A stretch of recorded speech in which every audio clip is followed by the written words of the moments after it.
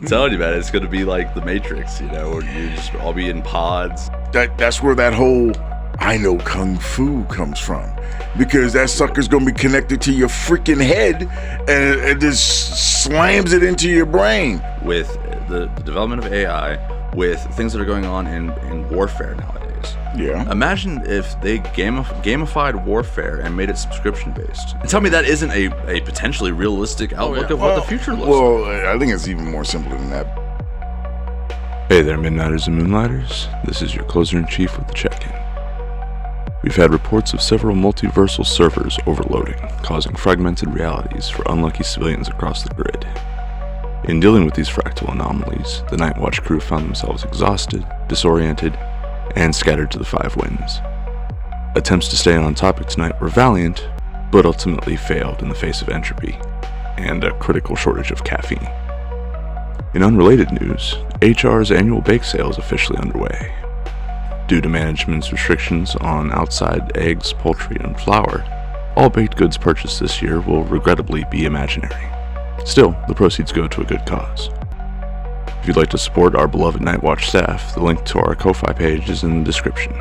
And hey, if you've ever caught yourself slipping into your customer service voice in real life, hit that like and subscribe button. This one's for you.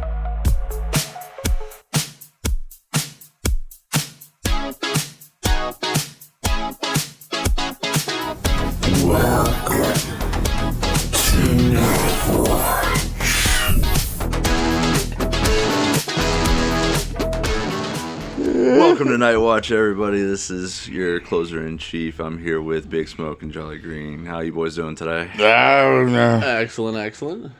Greetings, everybody. The floor is open. Any gripes, comments, concerns, complaints, roses and thorns? I'm tired of Chief's face. I'm sorry. That was a joke. There's a whole room you can look at. Right there. You can look away. The stage right. Just look at Yeah, this is... just wait until the audience gets a peek at this. Oh my God. Yeah, we will get to be video. There'll be a camera over there, camera over here. You ever hear people talk and it's like, I got a picture of what this guy sounds like, and then you see the picture and you're like, holy shit, this does not look like what this voice sounds like. Oh my God, he is big. Yeah. I was actually just thinking about this last night of how we would do a camera setup. I'm like, all right, we'd need at least 3 cameras. We'd have the center camera that's got the wide pan shot, get all 3 of us, and then that would also be like the main focus on whoever's sitting in the center. And then you'd have the 2 auxiliary cameras that would be used for cutting in like the solo shots of anybody on the side, And the only problem is that like good video camera, we could just do the setup with cell phones and just use the cell phone. I mean, a lot of cell phones these days, you're able to shoot 4K video. Yeah.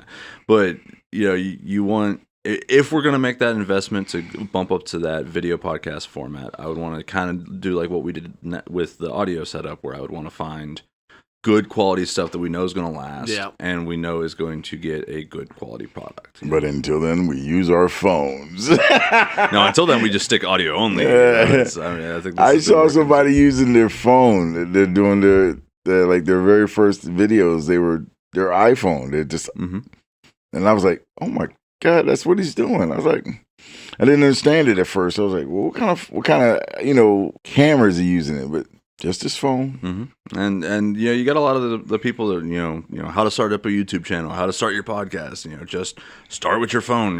Just hit record. Just start making stuff. And that's kind of what we've done here. Of just launched into it. There was a couple of months of planning ahead of time and saving up and buying equipment. And everything. We can vlog. We can vlog our lives. Hey, it's Jolly Green. I'm taking a massive shit right now. Should have ate that Chipotle last night. Yeah. Stick with me. Damn enchiladas, boy, hitting hard. Look. Well, I think it was a Twitch streamer that got banned because she was doing stupid stuff like that. Probably. Yeah. A couple of different stories. Was it Ice Poseidon? He went in the bathroom or something. People were in there pissing. It was somebody, and people were in there pissing. And he didn't turn his live stream off. It was like he had the door open. He just, I was like, oh, hello. Man, I saw someone didn't hit the pause button. I was watching the Unsubscribed podcast, and one of the guys they had on there was talking about he's a dedicated streamer, and some event that they were doing like a 24-hour live stream or whatever, and of his room, and so he was just existing in the space, and he woke up in the morning and forgot that it was recording, and started taking care of a little morning business. Yeah. But was able to play it off. It's like, oh man, my leg was real itchy, It was so itchy for 5 minutes. It's putting this clear liquid on it too. I get itchy down there, so I gotta put this clear liquid. Cream it up. But yeah, so live streaming. That just looks. One of these days we'll do like a live broadcast thing. Get that audience engagement. I just been like, I see people going out to eat, and people come up to me and be like, "I'll fucking kill you. Get the fuck out of here." You know what I mean? I see videos like that. I'd be like, I wouldn't know what to do. I'd be scared. It's I've seen a couple of different instances. There's like one was a mob, live stream snipers, they call them. I mean, not just in the video game industry, but like people that do like live streams of their lives and stuff. There's one guy in particular who's famous for he finds these popular creators that are doing live streams, and while they're live streaming, he comes up to them and hands them a Dr. Pepper. Like that's his whole thing, is that he just finds them and hands them a Dr. Pepper. And he's hit like a dozen different creators with this. And like the one guy, the one was like out with their family, and they were in like a secluded booth at like a hibachi place or some shit like that, and you just see a hand come through a curtain with a Dr. Pepper.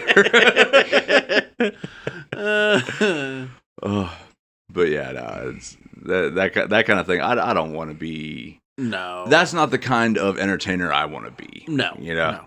I love this. I love the fun aspect of it. of just sitting here talking with you guys. Yeah, like you were talking about the ones they turn the camera on and go to sleep. Thousands upon thousands upon thousands of views, likes, donations, and it's insane. You just going to sleep. Like you know what it is. Maybe not that specifically. That might be a whole other thing. But I think I've talked about it before. I don't know if I've talked about it on the show before or not, but this kind of content, it reminds me of the idea or concept of artificial socialization. Mm-hmm. We especially after COVID, society has done such a good job of driving everybody indoors and isolating so much, and people aren't going out and doing things with people anymore. And so, whenever it comes to entertainers, creators, streamers and podcasters and such, and they are just recording themselves doing mundane things, but you get to tag along with that by watching them, and it kind of fills that itch, that need to be around other people, to socialize. Yep. We are, by our nature, social creatures, and so we want that socialization. Yeah. It's just so difficult nowadays. I need coffee. Is that because you spilled it or because you're out? No, I didn't spill it. I just like the sound of. No, I reached for my cup of coffee and realized I am freaking empty. Well, I just put a fresh pot on. You want to grab a cup? Yeah. Now that we have sufficiently refueled the caffeine cylinders. Yes. Seriously, get coffee.com, ko-fi.com/Nightwatch podcast. Throw us a couple of bucks, keep the monsters fueled in, keep the coffee pumping in. Every little bit helps. We're not begging. If you like our content and you want to see us keep doing this content, we need the caffeine fuel. Yeah, so, guys, we're not begging. Help us help you. But please. Please. Come on, man. Give me $1, man. He won't let us leave until we get a certain amount, please. Chief he's lost it. The funny thing is, you can set goals on coffee as like help us build up to a certain dollar amount or whatever. Just for Jolly Green's freedom. Goals, for Jolly Green. For Jolly Green not to be thrown in the Sarlacc pit. You mentioned Star Wars. Comment, subscribe. I want to see it down in the bottom of the video. I want to see all of the comment. If we're right, wrong on a subject. If you love, hate us. Either way it goes, we love to hear from you. We love you guys. Yes, I absolutely loved it. I love the comments. I love all it. Hey, hello, my nemesis. You're out there. I know you're listening. No. I know you're out there. And if you made it this far in the video, thank you so much for the average viewer. I did say hello to you the last hour, but man, I'm still thinking of you, my nemesis. I'm slowly coming to realize that Big Smoke might be a shit stir. What? I don't know for a fact. Oh. What? Oh no! Why is everybody looking at the? It's just it took you that long. Oh yeah. No, I'm just. I was trying to think of a good movie reference. God, man, I have always been this way. I've always poked the bear. Oh, what was that one with?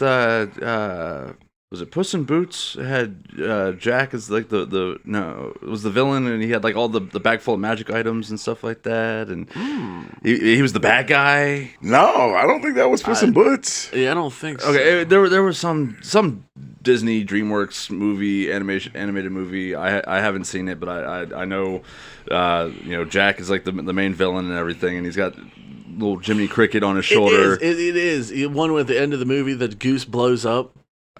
Maybe I don't That's know. Puss in Boots. Is that Puss in Boots? No, I think it's Shrek, but Puss in Boots most likely in there. I want to see the new Puss in Boots. That new one. The Make-A-Wish or the Wish? No, the one with the wolf in there. It brings awareness to anxiety and depression. Maybe not depression, but anxiety for sure. And it's just like this villain, and it's a wolf in a cloak, red piercing fucking eyes, and he has 2 scythes in each of his hands. And every time he whistles, and Puss in Boots, like, I mean, this courageous swashbuckling, he don't give a fuck. His heart starts a pounding, and he. No, I think that's Make-A-Wish or is it The Last Wish or something like Last that. Wish. It I think looks that is so Yeah, good. I think it's The Last Wish because Puss used up all of his lives, and he's on his last life. Oh, okay. And some of the stupidest stuff he did that got killed, like he was like, I can lift this. And like these weights, he goes, watch. And he puts it, and he crushes himself. And all kinds of stupid shit. It was always when Puss was trying to do something extraordinary and got killed. But so I just remember this villain of Jack, and he's got the little Jiminy Cricket on there. It's like, yo, you're evil. And it's like, it just took you this long to figure it out? Oh my God. So you're a jolly green Jiminy Cricket. Jolly green Jiminy Cricket. Man, please. Man. Jolly green giant cricket. We'll figure something out. We'll get something to roll off the tongue. Oh, dude. We'll work on it. So what are we talking about? So, we've been talking about video games pretty much all week now. We're going to look into... Next level. Yeah, what the future of gaming we think is going to be like. What we want to see, what we think is going to actually happen. Hopefully some overlap somewhere in between. Sex robots. Sex robots. That's what we're gonna Oh man, that I said it before, but it's a little skit. It shows the new Japanese robots, and they're real busty, beautiful looking women, realistic face, and it shows the robot chicken skit where they're showing like this female robot, and a dude gets up, he's like, can you fuck it?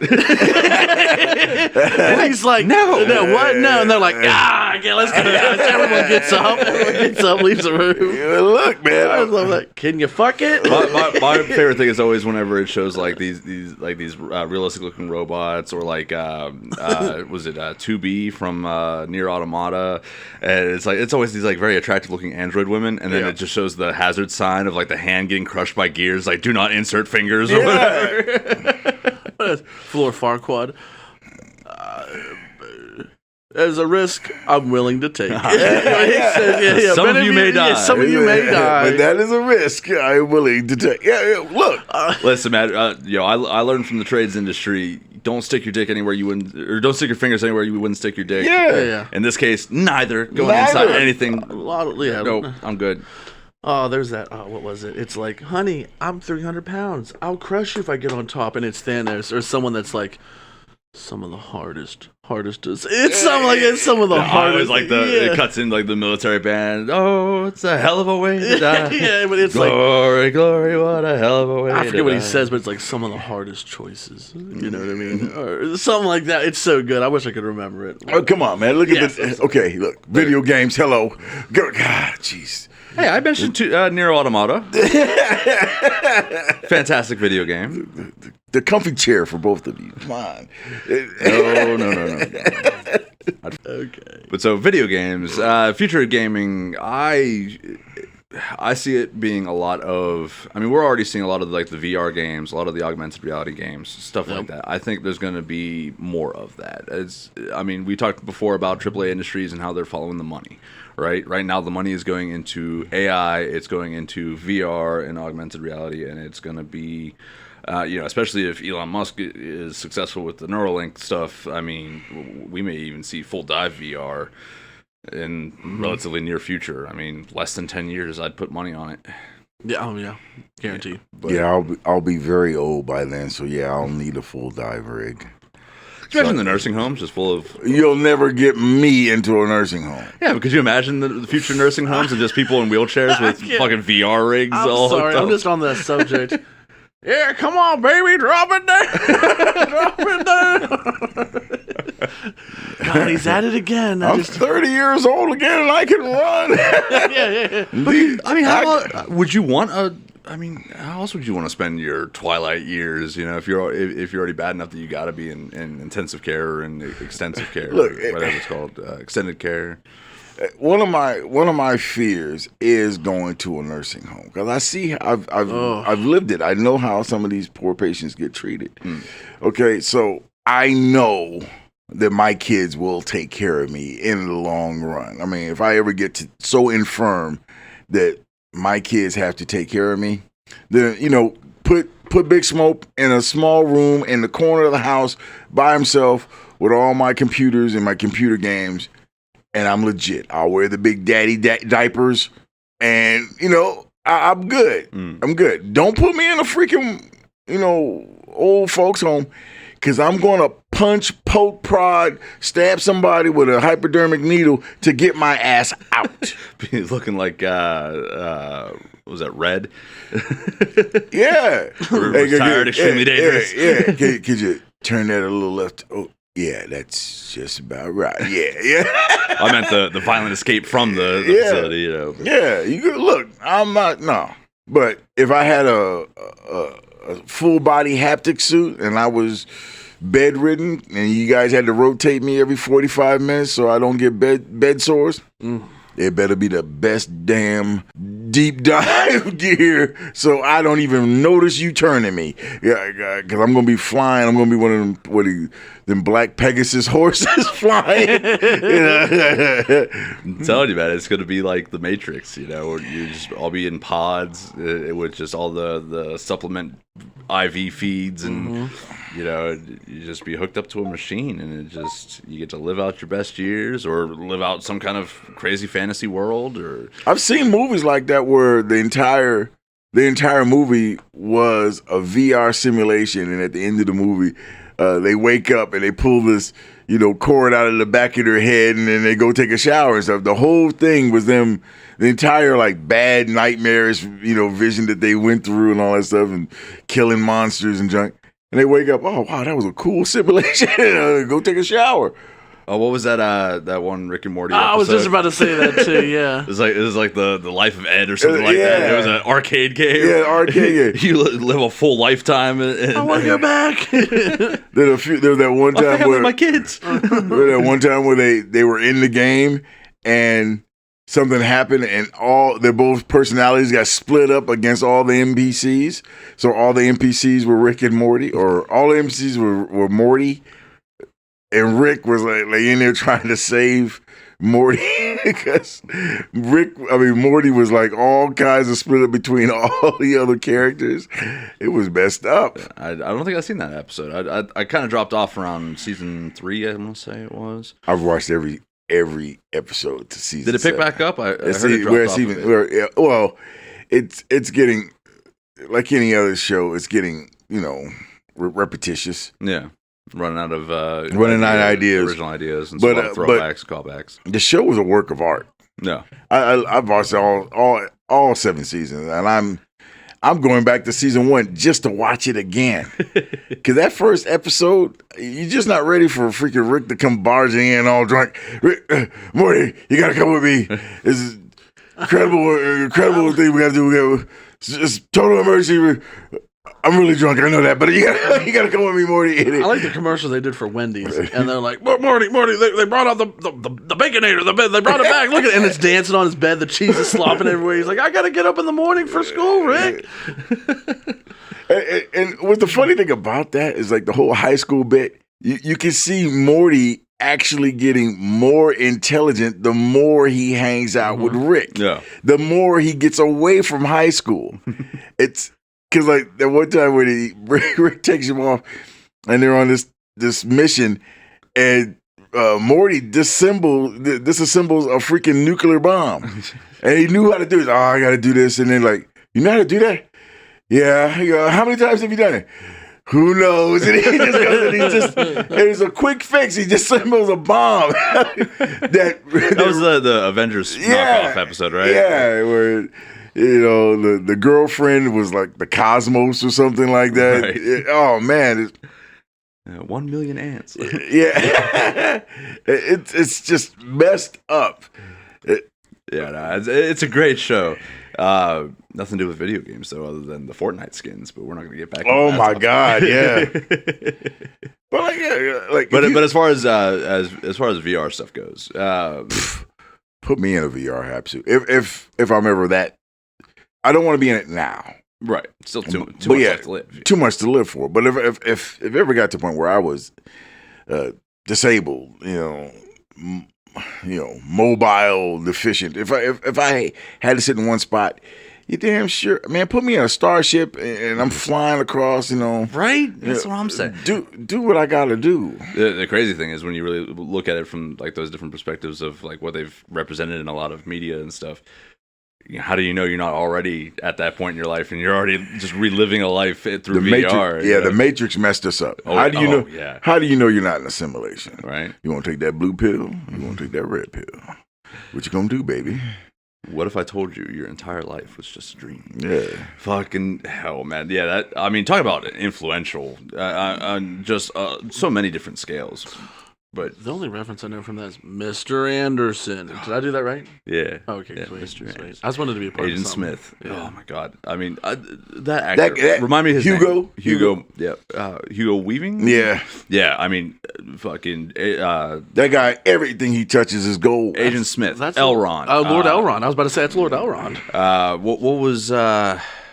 He was Red Skull. Yeah. In the Marvel movies. The Marvel movies, yeah. Oh, really? Yeah, that's him. That's him. Yeah. Well, it's like so many people didn't realize that it was Amy Pond, the redhead chick, playing Nebula in the Guardians of the Galaxy and the Adventures and stuff. Really? Yeah. I mean, crazy what you can do with makeup, Oh, my God. Lord. But so, definitely thinking that it's going to go in the way of VR and then a lot of mobile gaming. I think it's definitely going to. I mean, we've seen it with Pokemon Go. We've seen it with a lot of the mobile spinoffs and stuff. You have your phone in your hand or in your pocket night and day. Yep. There was this one lady at the last job I was at. She played this shooter. I guess it's like a first-person shooter. Yeah, it was first person. And she played it on her phone. And she played that game so much that it killed her battery reserves on her phone. Mm-hmm. So she had to keep the phone hooked up to keep playing because she would not stop playing that damn game. But she was addicted. What I've seen that you can do nowadays with your phone is like you can wirelessly connect it to your Xbox and play wherever you're at. It syncs to your Xbox. I didn't know that. And you can Bluetooth connect your controller to your phone and play your games through your phone. I seen that, but I didn't really want to games. set it up. I seen that when I set up my computer, it was saying stuff like you can set your phone up through this and play computer games on your phone, and I was like. That sounds like a bunch of work. I just want to fucking jump into it. You know what I mean? I'm fine. Not to mention the access to that kind of distraction. Look, my kids bought me one of those Vizio smart televisions that has 1,000 channels on it. And I thought that was the best bomb diggity. But then they got me they got me a tablet that I could sync all my other stuff to, and then I could project it to the television. Yeah. So I wouldn't even have to leave my bed. I could just sit in my bed and push the button, and it would show up on my TV. And when I figured out how to do that, man, I swear to God, there was almost a whole day one time when I didn't leave my bed. because I was like, holy crap. I could do everything. I could do everything from here. I was like, shit, I'm hungry for Chinese. Crap, I could call somebody from my tablet. And then I could sync it to my TV, and the TV tells me when that food is downstairs and my food is there. See, and this is why they've driven us indoors and domesticated us. I was like caged animals. I thought he was going to say something about a virtual, like, I don't know, meatloaf off of, like, you know, SpongeBob where it's like, watch it today, and he's like, meatloaf, and it's a virtual meatloaf. Well, you get the secondary gag to that, right? Because he's plankton and they photosynthesize, so they do eat light. So he would actually get sustenance from that is really holographic cool. meatloaf. Yeah, I didn't get that. Yeah, That's cool. Yeah, but the only the VR game that I've almost got addicted to, I had to wean myself off, was this game at this local entertainment center in town, and you can be a freaking Jedi in that game. You can put this headset on, put these goggles on. You got to wipe them off because they're kind of sweaty sometimes. But you put that sucker on, and you get one grip thing, and you can squeeze it, and a freaking lightsaber comes out of it.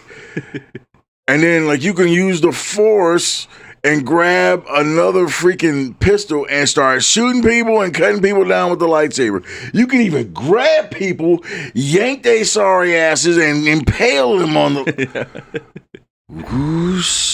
that is such an awesome game. Bad day. Costs too much freaking money, but I mean... Bad day at work. Come here, fucking Force choking like Darth Vader. Yeah. You didn't wash the dishes. Well, you both mentioned Star Wars, so comment, comment, subscribe, everybody. Please comment, and Well, I'm talking about subscribe. video games. That shouldn't count. Because it is a video game, ladies and gentlemen. Yeah, I won't mention the game name. I didn't mention it. I'm just gonna call you out. I hope there's food on the table tonight. No, I didn't have time. Oh, you fucking You have disappointed me for the last time.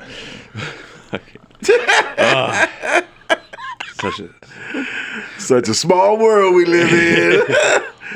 Well, you want to talk That about or we're very narrow-minded people. Well, you you got talk about, Star Wars on the brain. Well, you talk about a thing that's literally been going on for decades. It's consumed so much of our lifetime. I mean, you know, Big Smoke, you were born in the 70s. 1970. Yeah, so first Star Wars came out in 77. Yeah, 77, 76, some of them too, yeah. So there was a 7-year gap of your entire life where Star Wars didn't exist. The rest of the time it's been there. Yeah, the For rest us, of we the were time. born into it. Yeah. Molded by it. Yeah. That's a cool villain. I think it's one of the coolest villains. Him and Ultron. I know it's two different, Marvel and DC. DC, but yeah. I think those are the coolest supervillains ever. You really missed out on the villains episode that me and Big Smoke did. I know. Yeah. We'll have to do another one sometime. Yeah, we did a whole The darkness will hide you. I was born in it. I was molded by it. Didn't see daylight until I was already a man. Yeah. I don't know why people have a problem with him. He was a great He bad guy. was. He really was. He's got a lovely singing He voice. does. You did that really well. Yeah. That dude was awesome. That or even Ultron. I liked his backstory. Real quick though, Big Smoke, you did that voice perfectly without even like doing the whole muffling with the hands. You did that just vocally alone. It's because I've always admired that guy. He's done his due diligence as a method actor, and that is why he is the best villain. When you talk like that, it always slowly degrades. It's like I'm gonna talk Italian, and then it slowly degrades, and then either you're talking Russian at the end of it. It's like Well, you gotta remember he was doing linguistic shit for a couple decades or a decade at least. Since I was 22. Yeah. So yeah, getting the earphones on. That's a local dialect. Yeah, no, this ninja is not from here. Analytics on where they're from, who they're talking to. Are they pissed off? Are they friends? You just that is why, like, when people come into work and through the drive-thru, I'm like, wow, that is a cool name. Tedeskrowski? And you're like, wow, you said that correctly. Is that Polish or is that one of the Slavics? Yeah, it's Czechoslovakian. I thought so. And they're like, what are you doing? Why are you serving pizzas? I don't know. Why are you in a pizza joint knowing these different languages? On that topic, real quick, this is turning into a whole tangent episode. I apologize, peoples. We really try to pick a topic and stick to it, but sometimes we're gonna have these free flowing. Oh, nothing wrong with that. So Big Smoke. So when like you were one of the Morse code operators in World War I. Tell exactly where that motherfucker's from. Just shove off, Tally Green. The Shove spirit off. talker? No, I ain't no spirit talker, damn it. Wind talkers. Wind talker, yeah. That movie was craptacular. Woos. But so speaking of dialects, you've been in around here in Ohio for a couple of years now. Is there an actual Ohio accent? No. Okay. Yes, there is a certain dialect, but it's an amalgamation of everything in the tri-state area. Because you always got people who are coming from West Virginia that come up here, Pennsylvania, Tennessee. Yeah, and it all kind of swirls together. But the further you go east, the more distinct accents become. Yeah. Okay. You go, especially when you go deep into Pennsylvania, that accent comes out, and you're like, "Whoa, okay, we're in a different state now." Yeah, because whenever I went out west doing seasonal work, I had a lot of people from all over the place, but especially people from California. They'd be talking to me like, "Oh, you're from Ohio? You don't sound like you're from Ohio." And I'm just curious if there was like a, do I sound like I'm from? I was Ohio? gonna say, what am I supposed to sound like? Okay. Well, look. When people from California, that's another kind of mishmash because people pick up that high high society. Yeah, that high. Well, and so how you think that goes? I don't know how that goes. I mean, really? That's Valley. But that's Central California. Yeah. I mean, you can take that all the way up to freaking San Francisco. Okay. No. And those cats have never even gone to a beach.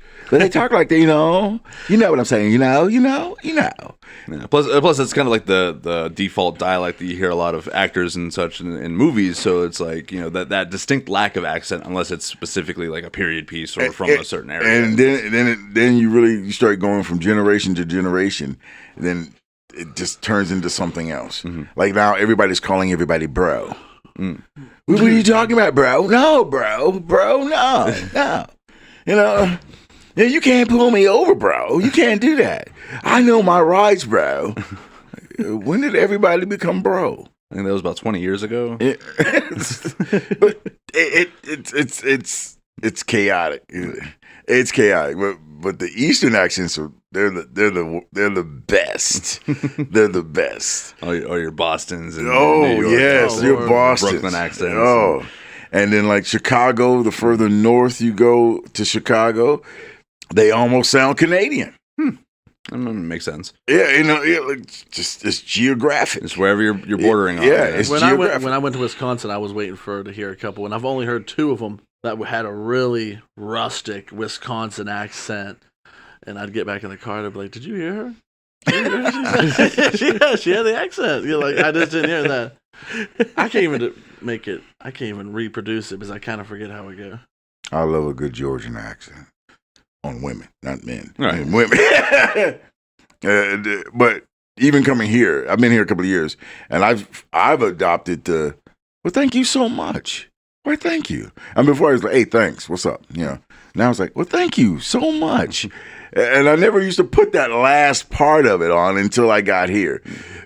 But even now, people think that I'm a local, or they know. They never think I'm from West Coast. They always think I'm from like down south. It's like because my accent is so gentlemanly. Thank you. How you doing? And and your dad was from down south, so I mean, yeah, my dad was from Alabama, and my mom is from Tennessee. So probably a little carryover. Yeah, and I was like, I got my dad's from the Pittsburgh area, my mom's from West Virginia, and so like I get a little mix of the both. Especially if I'm drunk or tired, I start getting a little bit of that slur. I get twang, a little bit of that twang. And my deep roots started coming through. Yeah, both of my mom and dad were from Ohio. Nah, man, I'm just. You can tell when someone's from Ohio because they don't say Ohio; they say Ohio. Yeah, And you can pronounce some of the cities around here. Yeah. Like Tuscaroras and in Columbus, Cuyahoga. It took me a while to adapt to Cadiz instead of Cadiz. Yeah. Yeah, because that's how you spell Cadiz, but it's Cadiz. Yeah, it's Cadiz. And then La Jolla is, well, in California it's called La Jolla. Yeah. But it's Spanish on the West Coast. Well, speaking of Spanish, we got a Buena Vista. Yeah. But everybody that lives there pronounces it as Buena Vista. Buena Vista. Yeah, that's not how you pronounce that. Like, listen, if you're from there, it's Buena Vista. It's Buena Vista. You call it Buena Vista, they can tell instantly you're not from here. You're not local. It's the little things. Mm-hmm. Yeah. Cracks me up every time you get a Spanish-speaking dude in there. Yeah, it's 21, 46, you habla eso? That's pico. That's what it is. Coño. Yeah, no, you speak Spanish. No. I know Spanglish. Spanglish. No. It's like he corrected how I said it. He's like, I said different than he does. Well, because pico is small, but picoño is small, is little. Little. Like, less, so it's... That's the way it goes, man. Yeah. It's all about the little dialects, little inflections. So Pito de Gallo sauce, is that? Pico. Pico de shit, Gallo. okay. Does that mean little sauce? Well,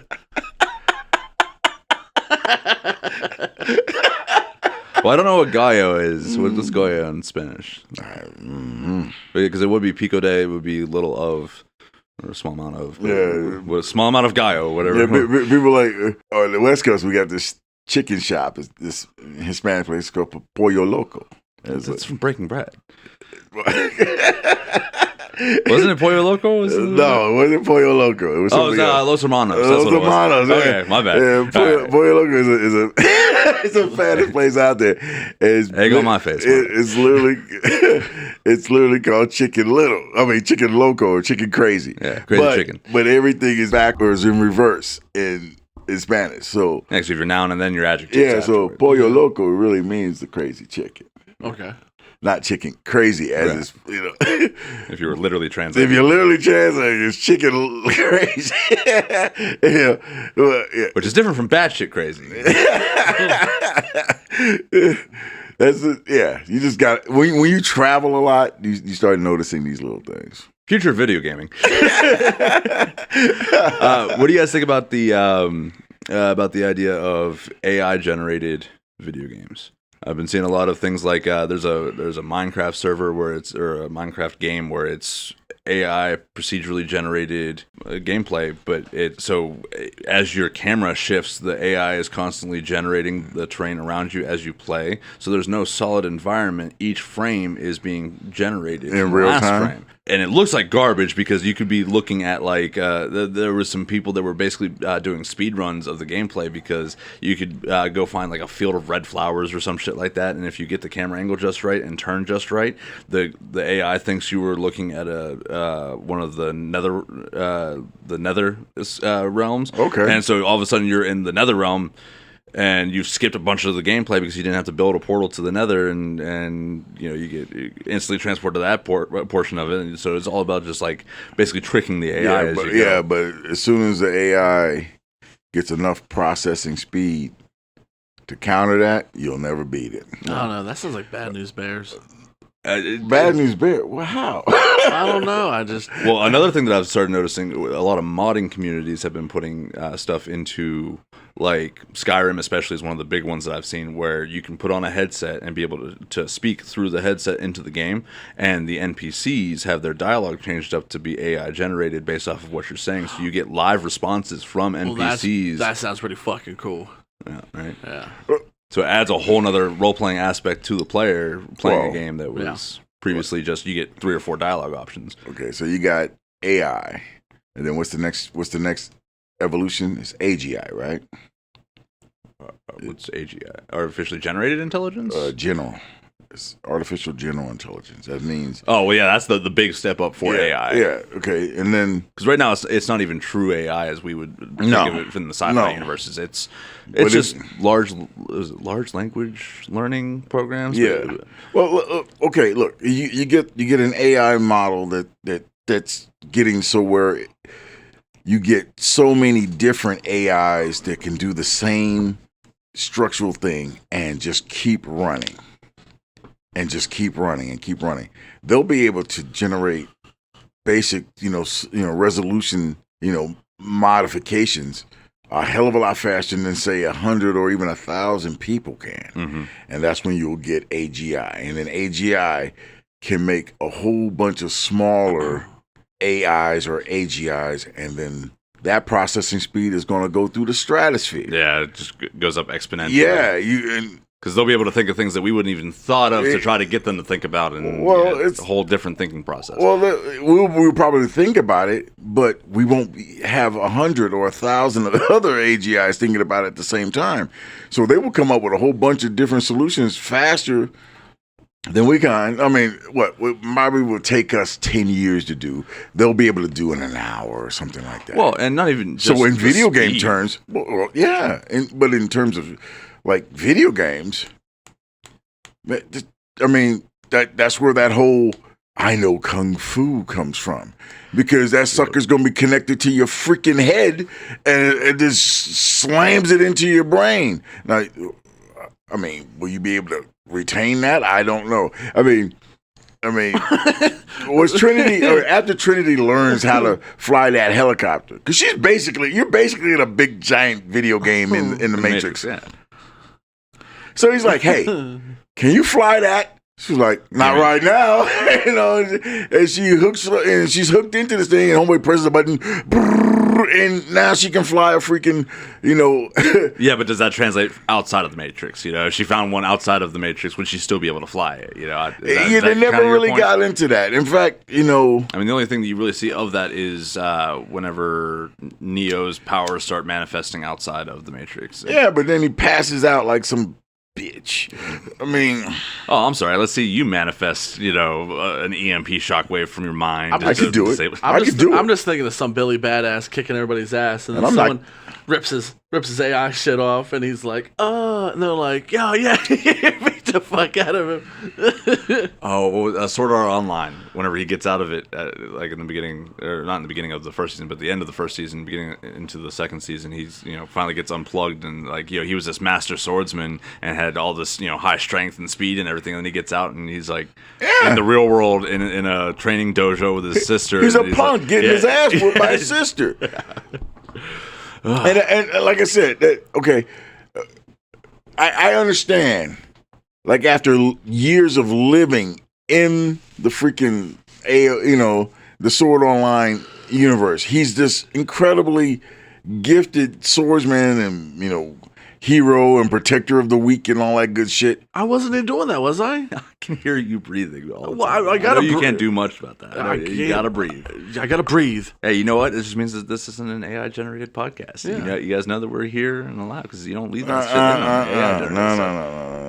At the end of it, when the light goes out at the end of your life, just before you die, you're going to get pulled out of the soup and the big machine is going to unplug you and flush you because you're in the Jesus Christ. I was confused. That scared me.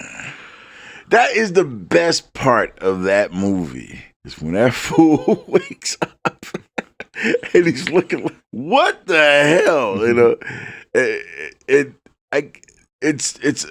That really was a very surreal moment whenever he wakes up in the pod. He's like unplugging the thing. He's looking around, seeing all the different pods and everything. Yeah. I'm talking about masterwork cinematography, man. Like that scene looked. That sucker grabbed his ass and like, okay, defective product. And flush. Yep. It's just like a toilet. Just flushed his ass out. I was like, I don't want to be in that video game. I don't. I'd much rather be in a comfy chair with a video. Yeah, man. Keep me in the comfy chair with the video in the Oculus. Goggles. Yeah, shit. I don't want to be in that one. That video game, that game would suck. They have use what is that? The what do you call it? The havoc feedback. Haptic. The haptic feedback. HAP. They got ones where it shocks you when you get shot, or heats up when you get shot, so it feels like you got shot. I don't know if I'd want that. That sounds like being shot. I can tell you don't want to get shot. Yeah. I can tell you that. They're crap the ones hurts. that like he said, it's like small electrocutions within the padding and stuff. So it tells you like general direction of which way you're getting shot from. yeah. Yeah, but some video games. But it's like little light shocks. Yeah. It's like a little okay. zap Well, of the yeah. fucking. Well, Yeah. you know someone's gonna ramp that up. You know what I Like mean? you remember those prank pens that they had when you Them click oh it? yeah. Them it's hurt. like that. That ain't funny. Look, when I was even around stabbing each other with those, you just get somebody in the neck and you watch them twitch. You know? when I was in single digits, we had the coolest like what do you call it? Practical science teacher. Mm-hmm. He taught us how to make basically 2-handle cranks. You put these two pieces of wood with a piece of metal wrapped around each wood with 2 coil wires that goes away from the 2 paddles, and then you got this crank with the freaking generator on the end of it. And you crank the generator, it sends an electric pulse through the paddles. And the thing is, he would see how long each kid could hold on to the paddles while someone else was like, yeah. No one can actually. It's the best thing. And that thing lasted for the whole time that I was in primary school. It was. I don't know where I'm going with this. Just talking about getting electrocuted. Yeah, just getting unlocking childhood memories. Yeah, just oh my god, that was the best toy that I've ever seen. And then I see like other toys about this. They actually, toys from Toys R Us. Rest in peace. Oh my goodness, yes. And they sold something similar to that. I'm like, wow, I wonder who patented that device and sold it to kids so they can shock each other. They're like, Jolly Green is a bit of a nance. I could use other terms, but I'm gonna be polite. And no, I would have to like Big Dick Daddy Brute come out of nowhere with a dual hammer, and he's gonna kick me, and you just feel a whole fucking taser. Yeah, I'm gonna get down to the ground. I don't like it. As he's screaming, "This is Sparta!" Video games aren't fun no more. Well, like I said, man, the more advanced these body suits in, where you got that sucker from the tips of your fingers down to the tippy toes. It got the full head rig on. It's covering your body. It's got like a number 1 and a number 2 reservoir because you don't want to get out of it. See, you guys keep talking about like haptic feedback suits and shit like that. I'm talking about like with the Neuralink and just having your whole consciousness uploaded into a completely full virtual space. But you said we can't do that. Is that the thing that's in your brain? Because I said you couldn't get trapped in it.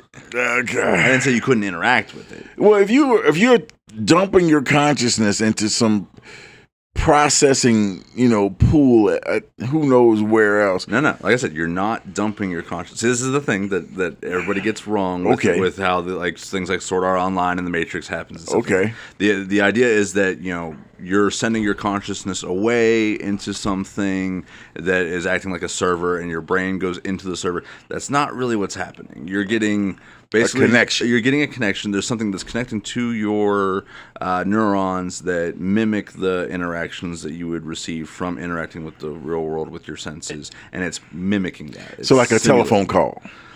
It's like a telephone call if all the data stayed local. Well, that's a lot of processing power, right? Actually, you know what? Just like a phone call, your voice goes through the line, but you stay on your end of the phone. So when you hang up, I'm still here, but you've heard my voice before the hang up. Right. Okay. So that's what you would get with this. Your thoughts are receiving a signal. When the signal shuts off, your brain isn't away in some server. It's just stops receiving the signal. But you're receiving neural stimuli in the process. Receiving, not sending. You can send signals out, but your brain, your consciousness wouldn't physically leave your body. Okay, so it is a huge phone call.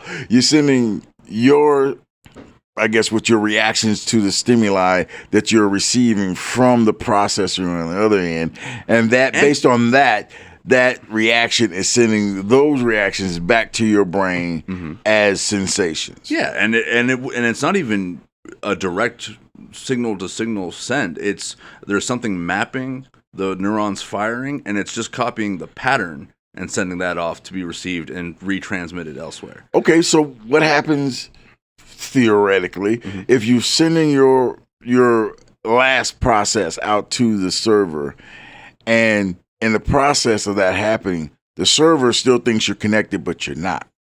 Is that you out there, or is that just a copy? It's just a copy of a pattern. Okay, but that copy thinks it's you. No, the copy wouldn't have yes, it sentience. would. Okay, look. It's a copy of a pattern. It's like that'd be like thinking that your voice, if somebody hung up on a phone call while you were mid-sentence, your voice continuing the conversation on the other end. That wouldn't happen. No, but somebody could record your voice, but that recording of your voice doesn't have consciousness. Well, hear me out. This is not just a voice, though. This is a mapping of your entire brain and how it's working In an instance. in an instant. But in that instant, that's you out there. Somebody could make a really convincing copy of you. Exactly. So that really convincing copy is out there, but it doesn't know it's a copy. It thinks it's you. Yeah, that's that whole premise of that show, Pantheon. Yeah, like Pantheon. Okay. Of course, on the other end, your brain's cut. That was... on the real world, there's nothing left. How you were explaining it, though, that was like it takes your conscience and throws it over to the server, and the servers go down to something. Well, see, mass death across the globe. In Pantheon, what it was in order to get the exact copy of your consciousness, it had to use a laser to strip away your neurons in real time as it was mapping the consciousness. So you literally... your whole brain was liquefied by a laser. Jesus. So you die, but an exact copy of you becomes digitalized. And it thinks like you, it acts like you, thinks it's you, not technically you. But it has thousands of degrees more efficiency when it's operating. Like think you're this fleshy bag stuff. Yeah. It's only going 20 miles an hour. But as a digital self of you, Speed of light. You're like the light speed. You're flying. Literally speed of thought. Things start happening and responding. But yeah, but what I'm talking about is it would be just a virtual, like a photograph copy. And yes, there is the risk and potential of somebody being able to make a virtual you and a virtual copy of you. And when they're already right now just rolled out a thing with OpenAI, with ChatGPT, where they're able to, it's called agent mode, where the AI is able to act as you legally and make purchases on your behalf and sign documents on your behalf. And it's a great thing as far as accessibility and adaptability for people with disabilities and such, or people trying to utilize the technology to the fullest of its efficiency. But when you have something that can legally identify as you, looks like you, sounds like you, acts like you, it is basically an exact copy and thinks it's you, that's where things start getting a little bit hinky in my opinion. So yeah, I have my reservations. Don't get me wrong. I'm not. I know I fanboy about this stuff, but like. Okay, so look, like ladies and gentlemen, this is a signal flare in the making of like. Listen, this is where shit's heading. Be aware. Okay, so look, I know it sounds like, oh, this is awesome, but no, this is terrifying. Okay, so playing a video game like this, you got thousands, millions of minds linking up into out there servers. in the ether, and you're doing stuff. You're taking planets. You're having cosmic wars. You're talking to angels. All the classic fantasy and sci-fi elements. Yeah. You're playing in the woods with elves. You're killing minotaurs. Okay, and you're making love to everybody. Let's just say it's no crazy diseases, no weird backdrops. Just straight love. You got laser pistols. You're flying armadas. You're killing Klingons. But where are you going with this? What I'm going with this is, why would you come back? Well, yeah, there is definitely that. Why would you come back? I mean, if I could play a video game like that and be on welfare, I mean, so there's the thing. Right? It always comes back around to money. Who's paying for all this? Look. Remember Ready Player One? I was just about to say that. Ready Player One was literally the... Everybody was on welfare playing surfboard game. that one planet where everybody just killed each other to get money. There was a Second Life. A very popular PC game from back in like the early 2000s, right? I don't know if it's still around or not. I haven't heard anything. I've never heard of it. So it's basically think like The Sims, but it's MMO style because you can interact with other people. But there were people that were making a living designing and creating things like assets and stuff within the game to sell for real money. So you want to decorate your virtual house, you got to buy furniture, right? Well, Susie 217 down the circuit board there, she's designing these really cool unique chairs and she's selling them for $5-10 a pop. Well, 1 million people want those, and she's making some real money off of a virtual asset within a virtual reality game. So something like that would have been a possibility if it wasn't for the fact that now you have again AI that is able to generate millions of instances of a single thing in an instant, and you don't have to pay it because it just does the work for free unless you're paying for the server space to get the more efficient version of. But would you want to be in something like that? Oh yeah, hands down. Real life is so fucking boring. So my biggest passion is storytelling. You're telling me you can put me in an environment where my stories can come to life around me. Hands down, I would 100% be all about that. Now, don't get me wrong. Real life is also amazing whenever you add that storytelling element to it, right? So if you find the joy, the childlike wonder in the real world, just like you do in your fantasies and your stories, for me that was when I really kicked over into my very optimistic self. In that I find the joy in the little things, because of my mind. In my mind, I can, look at this, this blanket draped over this table and see all the fibers as these little mountain ridges and people fighting within it and stuff. But see, look, you're not apathetic like most of society. Let me back up. I won't say most society is apathetic, but definitely society itself is apathetic. Yeah, society has gotten to where I guess you could say it's apathetic because they're letting things go that is not conducive to the survival of people. Mm-hmm. Like, we got people not having kids. I'm like really fixated on people having kids. I really do have an unhealthy fixation on people having kids. But no one's having kids who are, I guess, the better part of society or the working good part of society. We're not having kids. We're stagnating as a species. No, we're working, but we're stagnating. I mean, what he's talking about is idiocracy. Exactly. Well, yeah. The first 10 minutes of idiocracy is just absolutely beautiful. But it's like we have all this going on now. We got people like me. I'm guilty of it. But then again, I'm an old man, so I don't really see myself. I did my thing. I've had kids. Okay, my legacy is secure, but my kids, the continuation of that legacy. Yeah, my continuation of my legacy is in it because they don't want kids, and I'm starting to see a lot of 20-somethings. I mean, mid to late 20-somethings. They also don't want to have kids. Mm-hmm. Well, the ones that are having kids are not. Yeah, but they're like. They overcorrected a bit. I'm seeing in our generation. I'm seeing a lot of, for one, a lot of single mothers out there. That's a pandemic in and of itself. Yeah, but single mothers. But not just that. I will not jump on a platform just to attack single moms because there are some that are out there doing it right. Yes. But my issue is there are too many of them that are treating their kids like friends.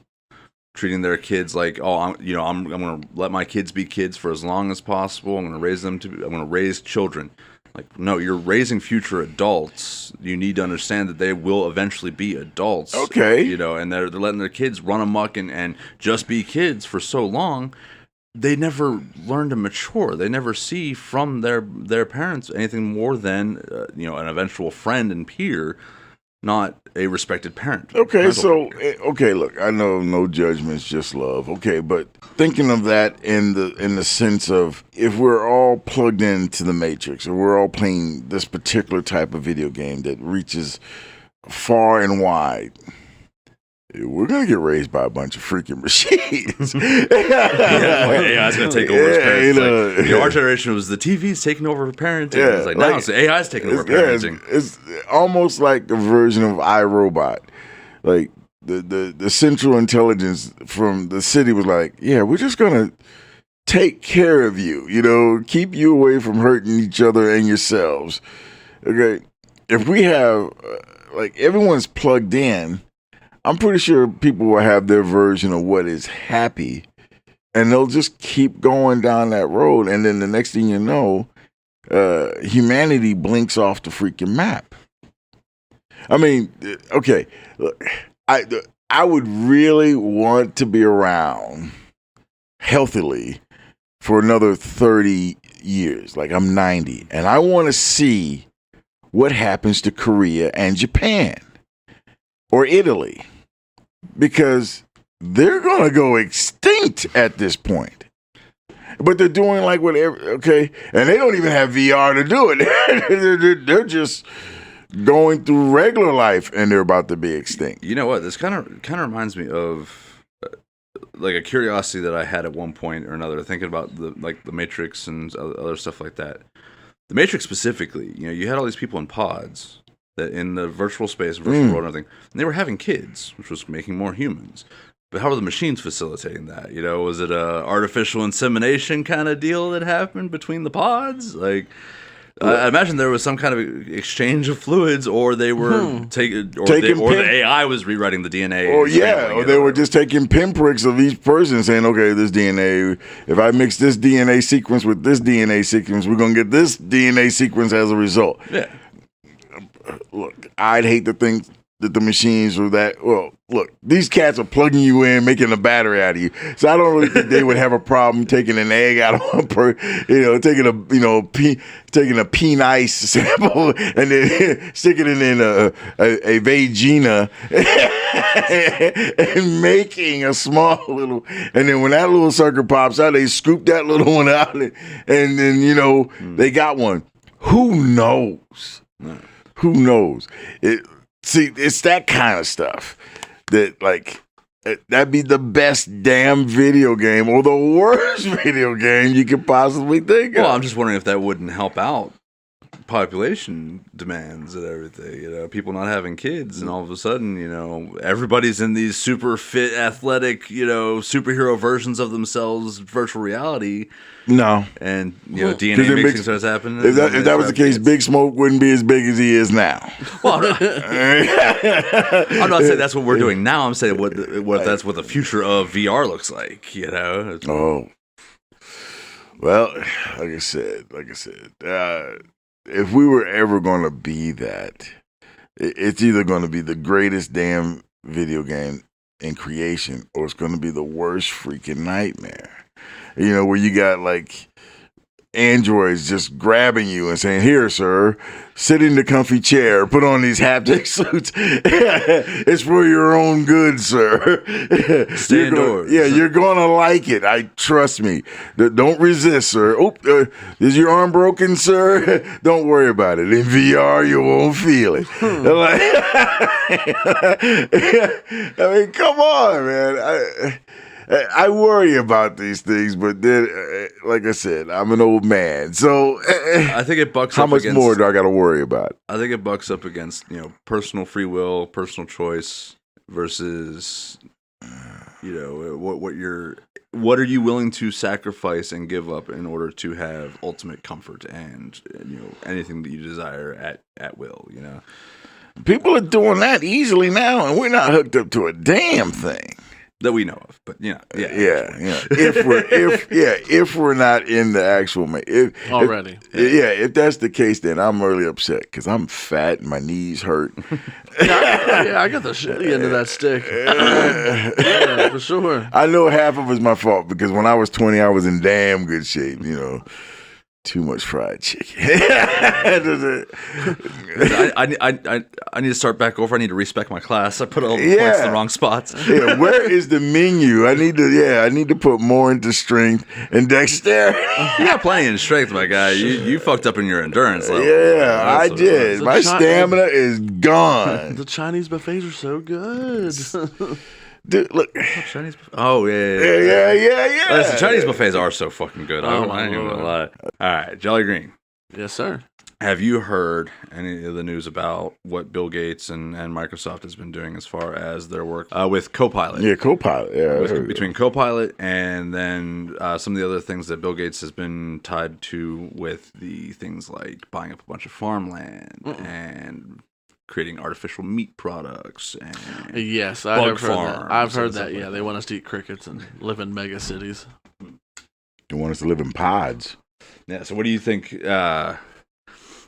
What do you think worst case scenario would be or would look like if Bill Gates and his type get their way as far as? Well, he's already getting his way. Yeah, but what do you think the worst case scenario turnout is going to look like? What's that going to look like in a couple of years? What is that? Not like a utopia. Would it be called a dystopian? Dystopian society? Yeah, I think like a dystopian society where we're eating bugs and cloned meat. And I'm all for self-efficiency. I'm all one to like, hey, if we can, but there's a limit. There's an absolute limit, good Lord. A limit where I don't want to eat bugs. But you won't know that they're bugs. My thing is property ownership. You know, the one of the big flags of New World Order type stuff. Not to get too conspiratorial here, tinfoil hats still staying on the shelf. Mine's on. But they talk about you will own nothing and you will be happy. And we've already seen a lot of it with subscription based services, subscription based ownership. Everybody's leasing vehicles. Everybody's renting apartments. Nobody owns anything these days, and we were talking about that with gaming specifically before. Yeah, where you have Game Pass or your subscription services, Steam, especially is notorious for that one. Steam, I hate you guys. You buy a whole library of games, you quote unquote own all these games, but the moment you can't access your account or the internet goes out, sucks to be you. Yeah, suddenly you no longer own those games, and. At one point, whenever I still had, back in the 360 era, I had an old Xbox account, and I lost access to it because I forgot the password to the email, and it was one of those things where it's like, every 6 months to a year, you got to reset your security stuff, and I'm like, okay, well, I don't remember the password, can't get into this account, and it locked me out of the account, and I tried making a new account and appealing to, hey, I need this account unlocked. And like, well, can you prove it's you? It's like, well, no, because I don't have that old phone anymore with the phone number attached to it or any of the old emails or anything that I used to set this up when I was 15. So I lost access to all the games that I had bought on Xbox Live under that old account. And it wasn't a lot at that point, but like if that were to happen now, I mean, like I said before, I own about 200 games under my current account. If I lose that, I'm down to the 10 physical hard copies that I've got. Mm-hmm. But imagine a future where, I mean, looking at where things are with subscription-based stuff in society, with the development of AI, with things that are going on in warfare nowadays. Yeah. Imagine if they gamified warfare and made it subscription-based. Imagine having to keep paying a monthly subscription for your soldiers for their weapons to work. Tell me that isn't a potentially realistic outlook of what the future looks like. Well, I think it's even more simpler than that because now you got really big, I hate to say that word, but corporations buying up huge plots of land, and then they're not putting, I guess they are putting houses or they're putting rental complexes, really big ones. Mm-hmm. So you can't own what you're living in, but you have to rent. Mm-hmm. And then they get to control how much you pay in that area. And half the times, the businesses that you're going to work in are either they're in like cahoots with that corporation or they're outright owned by that corporation. Mm-hmm. So they pay your salary and they control what you rent. And they keep it right in that sweet spot of keeping you not able to rise you're up from. Just enough to keep you, in Slurpees and Twinkies, but they're not really concerned about you eating healthy. They got you concerned that are you able-bodied enough to work? Right. And if you don't work, where you're gonna go. Okay, that's how that's happening. Because even in this local area, you can't buy a house in this local area. Any properties that were for sale were bought up by exactly pipeline. Well, LLCs and companies that are controlling the rent. Yeah, in our area, it should not be expensive. Rent here should not be as high as it is. But and even still, it's lower than anywhere else. Exactly, but you still got like one or two companies. There's like two big companies here that own just about every other piece of property here. Mm-hmm. And they're charging you what can be considered exorbitant prices to rent. Yeah, and one of them won't deal with me, so limits my options. Yeah, so they're controlling that big, Like I've had the honor of owning property before in my younger life, and it was good because nobody could mess with you. It's like you got your own set. You just got to pay your rent. Now, the property taxes, that's a piece of crap move on the government's part as far as I'm concerned, because you don't truly own. In the larger sense, you're still renting. But my obligatory all taxation is theft. Exactly. But, but if you have that, it's still, for the most part, they can't mess with you. Yeah. Now, you can't even buy the house. Mm-hmm. So you got to rent, and then it's a question of where you're going to rent from. And now they're chalking up the rent every year. They're just adding, and they don't add it in big bites. They're adding like little bites. They'll add $15. Well, if you're not paying attention, you don't see it. Well, no, you see it. Yeah, there's just nothing you can do about it. No, that's just you see it, and you're pissed off. But your pistivity only goes so far. I know that's not a word, ladies and gentlemen. They definitely have really figured out just how far they can push society without it boiling over. We're not seeing riots in the streets over housing prices. No, we're having riots in the streets over Little Johnny wants to be called Little Susie. That's what we're having riots about. Well, right now the big ones are Little Jose can stay in the country or not. Yeah. Hey, my boy Trump. I'm down with you, brother. Just keep on. Just keep on going. Just keep on going. I don't care what all these other ninjas say about you. And like that, our podcast has taken a stance. Okay, we dipped our tinky toe into a little bit of politics. Back out. And then that's like saying about like the bugs or the cloned meat or whatever. Yeah, sure. That's a good idea if you're subscribed to that. Cool. You shouldn't be able to force that on me. But if you got enough influence to do it, which is ridiculous. But like I said, any idea is cool, but you shouldn't have to force that idea. Well, no, on me. So here's where that apathy of society kicks in. You're not being forced to do it, but good luck finding another option. Yeah, which in general is forcing. Still, in my opinion, you acknowledge knowing to an empathetic person, you're right. Yeah, but to them, no. By the letter of law, you have a choice. You could eat what's available, or you can starve. That's like. And they don't care if you starve. Down the way, they're putting in a new highway. This was years ago. So they came in them, $25,000 for your house. Nah, I ain't doing that. $50,000 for your house. Nah, I ain't doing that either. $30,000 for your house. Nope.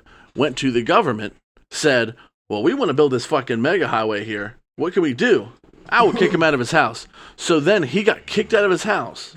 Didn't get paid anything for it and was forced to do that. There should be nothing that ever is forced upon someone. Yeah, or they'll jack up property value and property until taxes. You can't live there no more. And then there's other ways of doing it too. It's called eminent domain. Yeah. Well, we're gonna do this for the betterment of the city. You plebeians on this side of the town, you cannot see here. It is for your own good, and this is what we're going to do for you. This reminds me of Hitchhiker's Guide to the Galaxy. and they kick you out, and they don't pay you jack. No. And they're doing it for the good of the city. Yeah. Well, you're hindering everybody else. That's, no. No, see, look, I'm kind of hoping this stuff goes this way. I kind of want. Crash the Overton window. Yeah, let it boil over. I don't want to. I don't want to present myself as an anarchist, but do I want to see that shoe drop? Yep. I'm 80% on the kind of sorta. Hey man, we did a whole trilogy of how we would handle it. I'll be the first one. Hey, I want it to happen. I said the other night. I said it's ridiculous that a person's gonna work to the bone, barely be able to make enough for fucking to live in the house that you work in, and then some days it's a bad day, some days it's an off day. But then you know that you've worked overtime that week. You've done this and that. They tax you once for that to begin with, and then they tax you for food. They tax you for this. They tax you for that. You've dipped your fucking dick in it 5 fucking times. How many more times do you want to dip it in? And I broke down. I really did. I broke down the other day. And I said, this is ridiculous. And like you said, we're having riots about, well, I should be called Little Jollerina because I don't like this or that. And that's bullshit. If enough of us, and I don't want to say we go, let's go out there and throw Molotovs at people's windows. Yeah, no, I'm super not illegal saying to incite violence. We are not, but something has to happen because this is going downhill. So, Jolly, I think you got your own version of the knife hand. Yeah. I got the Italian, the Italiano. You got 3 out of the 5 fingers. Sorry, the Boromir came out of me. You don't simply. When does that walk into Mordor? This is folly. It's go ahead, ladies and gentlemen. I think what we're trying to say here is unsubscribe from the apathy of society. Subscribe to Nightwatch podcast. Yes, break free from the overlords. Throw off the shackles. Throw off the shackles. Freedom. Oh, Lord. Oh. It's just a shame. It really is. And who knows? Maybe we'll get that chance in some future VR video game. That'd be one hell of a video game. I'm telling you, man. Shit. Before the record, before someone says, well, if you don't like it, you should get the fuck out of here. I love where I'm at. I love everything about where I'm at and where I live. Yeah, I've been everywhere. Yes. Major, differences in culture. Yep.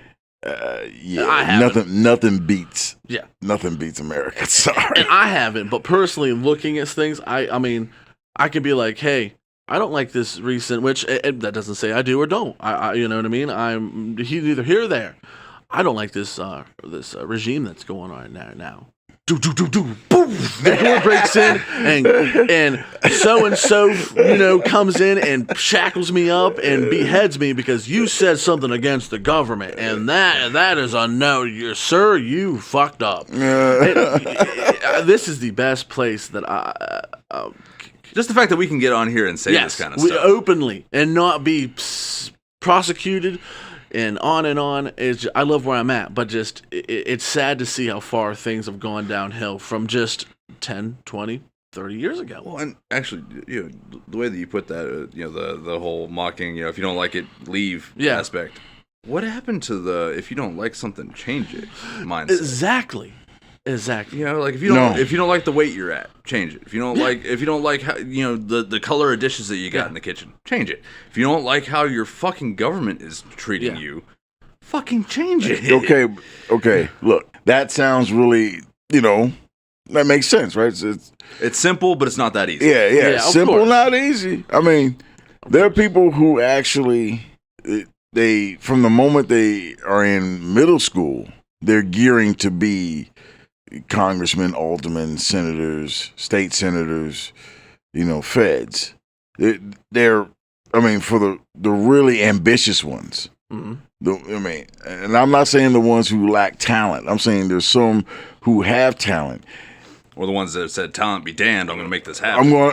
They're power hungry, and they see power, and they know what it looks like when they see it, and that's what they want, and they go get it. Politics, what they say is politics is for the ugly people with no talent. That's exactly what it is. Never heard that, but yeah. I mean, look at some of them fish bowls. I mean, some of them people are goddamn ugly. And they're in positions of power, and they're going to destroy all the pretty people who have more talent than them. That's why they assassinated JFK. Anybody He's too damn good looking. That dude was a handsome devil. Anybody that has a revolutionary idea, not as in revolutionaries and strike down the government, as in like this is a really eccentric idea that's never been brought forward to us before. They strike it down. Any walks of in the government, if it would be Supreme Court, local courts, whatever. Have you fucking looked at them people? I don't even know if half of them are living. They're just propped up in their fucking seats, and someone else is getting their pension. But they have Clear some of them out. No. So they have the mantle of judge, of district attorney. I'm talking about the Senate, honestly. Is what I see the most. Some of them old wrinkled raisins. Oh my they're Lord! Talking. I've been hearing that they're pushing for term limits. Why? Yeah, but see, you gotta have people who are in office going to vote themselves out of a job. The good ones will. Yeah, but do they have enough numbers? Look, when you keep pushing, that wall comes down eventually. Look, okay. Well, what does it say? No major empire survives more than a couple hundred years. Yeah, no. They all fall. Okay, now. Not throwing certain names out there, but we got plenty of wrinkled raisins in Congress and in Senate. They've been in 35, 40 years.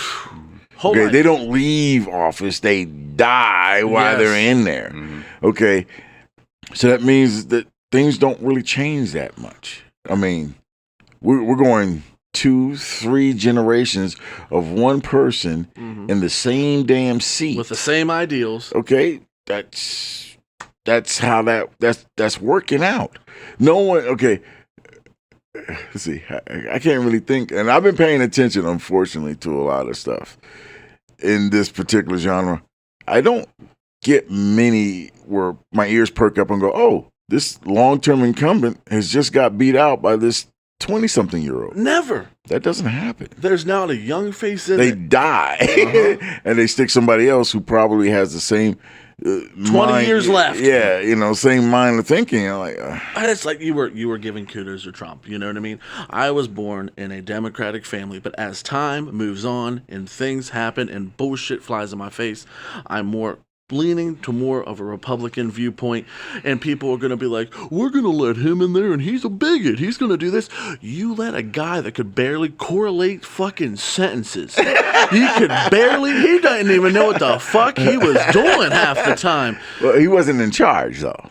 No, that's a thing too, but it's just So let me jump in here real quick on this. Hey, folks, we're taking a left turn on this folks, down at the comments, if you want to do an episode just dedicated on politics and anything of that nature, put it down in the comments. Let us know. Blow it out of the water, please. Let me jump in here real quick, because something you said about how you came from a family of Democrats and now you find yourself more Republican leaning. Well, I mean, so many people point out that the modern day Republican is what the Democrats were standing on 30, 40, 50 years ago. Mm-hmm. So I mean, when your family were Democrats, they would probably be Republicans now. No. I'm saying that as a generalization. As a generalization, my family anyway, where I was raised in the household, no. Staunch Democrat. But would they actually truly believe what the Democrat Party stands for nowadays? Yes. Is my point. Back then, I'm saying. Oh, I'm sorry. Oh. Because when you look at, I mean, Trump was originally a Democrat. Yeah. But before he was in politics, black people actually loved Trump back then. It was. Where did they go? Where did they go? When so much they call it the Overton window, right? It's this theory and principle, especially in politics, but in a lot of other aspects, where it's you take the current window, the current viewpoint of society, right, and you shift it over down this track. And what they figured out how to do is they push it. They figure out just a little past where people are comfortable, and it gets them upset. And then they dial it back a little bit. They ease off of that throttle just the hair's bit. So now the window's moved, but it's not as bad as it could be. You know, that's what we got was, you know, I mean, in my opinion, with the past 10 years or so of politics, we had Trump and we had Biden push that window real hard right, and then we get Trump back in there to dial that back in a little bit. The window still moved. The whole thing is puppet theater in my opinion. Yeah, me too. Yeah. But it's again, it circles back around to this is how they keep us caged up in our apartments, owning enough nothing to keep on and the not pressure rising up. Enough to keep on the pressure point, enough to keep you compliant, but not enough to hurt you where you're going to yell out and cause a ruckus. Just enough to keep you Well, it hurts some of you. It hurts some of us.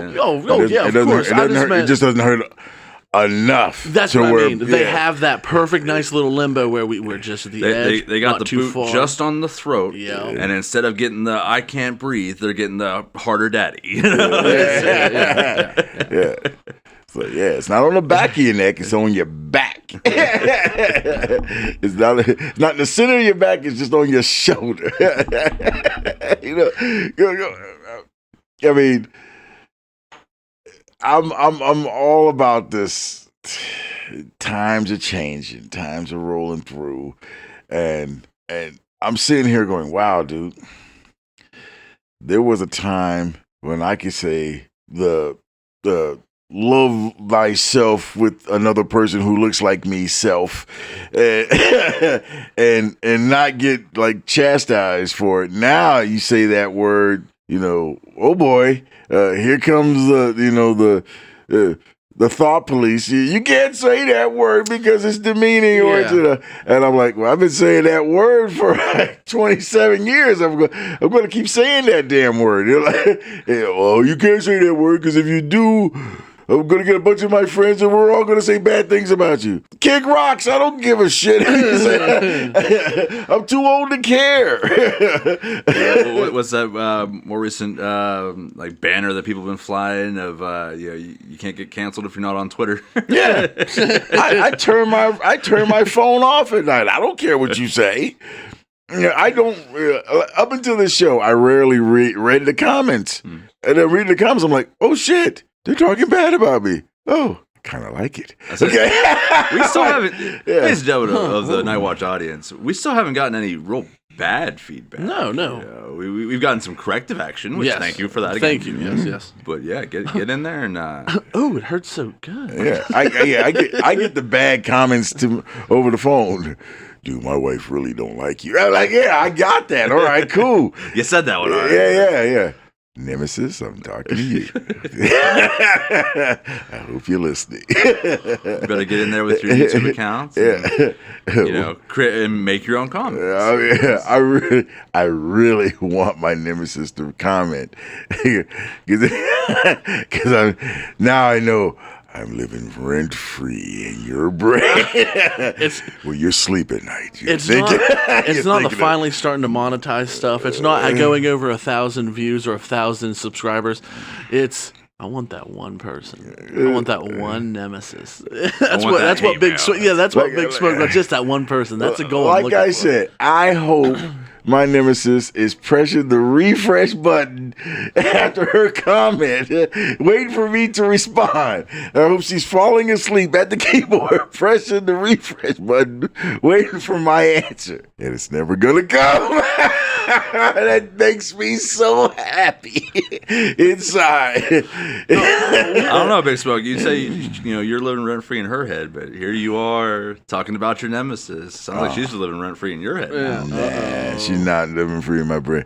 Because look, if I'm saying this stuff on the radio, right? If I'm saying this online, and I know that when we upload this thing, she is going to she's going to look at Nightwatch and she's going to turn that shit on and she's going to wait for some shit that I say that's going to bother her. No. That ninja is on my tab. Because I'm going to be eating ice cream while she's doing that. I'm not going to be worried about her. And I'm damn sure I'm going to answer her comments.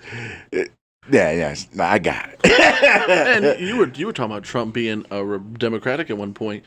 I mean, Civil War, it was the Democrats that were saying, let's keep slavery. It's just the times and the differences and what they think is going to pull the most Well, tickets. that's not changed. The words have changed, but that Yeah, well, their words will change, but you know what I mean? Like, they were open about it. You know what I mean? It's just... what was that documentary I was telling you about before? Okay, so it's called The 13th. It's a documentary series talking about how, from the start of slavery into the prison system, how the prison system has become profitized or for profit in order to basically keep up slave labor, because you have all of these, prisoners that are being, basically extorted for cheap labor. Except in the commission of a crime. I could get into that, but I'm not going to, because I totally agree with that. Working for the facility, getting paid $1 a day maybe, and then having dollar store products be brought in to be like, hey, do you guys want this? Oh, it's $1 normally, $10 for shampoo. Oh, you don't got it? Stink. Or use our shitty stuff that has lime in it that's gonna fuck you up. Either way, that's all it is. It really and truthfully, it's a whole money system. Or every day a state gets $1,000 for each head that's in jail or in prison. I looked it up. I think we are one of the top states that has, our neighbors, West Virginia, has the top prison and jail ratio in that state. We have so many there, and this profitizing off of that. I think I'll be able to correct you on that one. If I remember correctly, Texas actually has the... Oh, is it? It's we're in that group. We're high in that group, but probably definitely in the top five. It's become, I think, a monopoly game of, let's make the most money we can. And then they're going to have the balls to be like, well, this is the Center of Rehabilitation and Corrections. No, you ain't correcting nothing. You ain't doing nothing. You sounding kind of spicy there, bro. Sorry. How you really feel? Sorry. All right. And that's what grinds his gears. That's what grinds my gears, folks. Well, this episode started out leaving the station, and then it was immediately derailed. So I don't know what we're gonna call this one. Wait a minute. We were on the same train. It's just that we decoupled some of the cars and snaking in the air. Snaking in the air. Some of them went south, others went north. That's all. I think we did okay for this one. We usually go way off course. Yeah, but usually it's more contained on when we go way off course. This one was just... There was a lot of frustration in this one. There's a lot of emotions. This is a Gordian knot of variety of topics, kind of. At one point, I cried. I'm pretty sure I reached enlightenment. I think I've seen some higher power. Yeah. And I'm sure we're in the Matrix, man. I'm sure. At this point, fuck. Yeah. I wish I wasn't fat in the Matrix. Right. I got done dirty. All right, folks. If you've made it this far into the video, check out our link to our coffee page, ko-fi.com/Nightwatch podcast.